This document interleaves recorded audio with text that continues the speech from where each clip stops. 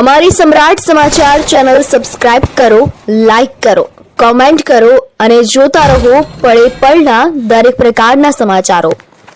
Bhavnagar local crime બ્રાન્ચને લાંબા સમયથી નાસ્તા ફરતા આરોપીઓને પકડવામાં મહત્વની સફળતા મળી છે।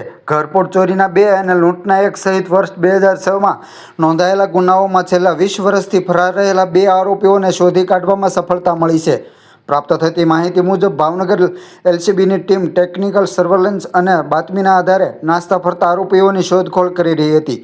તપાસ દરમિયાન જાણવા મળ્યું હતું કે વર્ષોથી ફરાર રહેલા 2 આરોપીઓ દાહોદ જિલ્લા જેલમાં હોવાનું સામે આવ્યું હતું। ત્યારબાદ દાહોદ જિલ્લા જેલમાંથી બંને આરોપીઓનો કાયદેસર કબજો મેળવવા અંગે ભાવનગરના Nilambag police station, Ghogha road police station તથા તળાજા પોલીસ સ્ટેશનને જાણ કરવામાં આવી હતી। તળાજા પોલીસે બંને આરોપીઓનો કબજો મેળવી તેમની સામે કાયદેસરની કાર્યવાહી હાથ ધરી છે।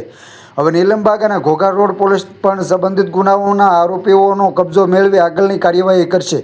ઝડપાયેલા આરોપીઓમાં ભારતસિંહ કલ્યાણસિંહ તખતસિંહ સોલંકી ઉંમર વર્ષ 40 અને વિવેક ઉર્ફે ગોપી કાલિયા ભગવતી સોલંકી ઉંમર વર્ષ 50 બંને રહેવાસી બિલાખેડી જિલ્લા મધ્યપ્રદેશનો સમાવેશ થાય છે। આ આરોપીઓ વિરુદ્ધ 2006માં ભાવનગરના નીલમબાગ પોલીસ સ્ટેશનમાં ઘરફોડ ચોરી, ઘોઘા રોડ પોલીસ સ્ટેશનમાં ઘરફોડ ચોરી તેમજ તળાજા પોલીસ સ્ટેશનમાં લૂંટના ગંભીર ગુનાઓ નોંધાયેલા હતા।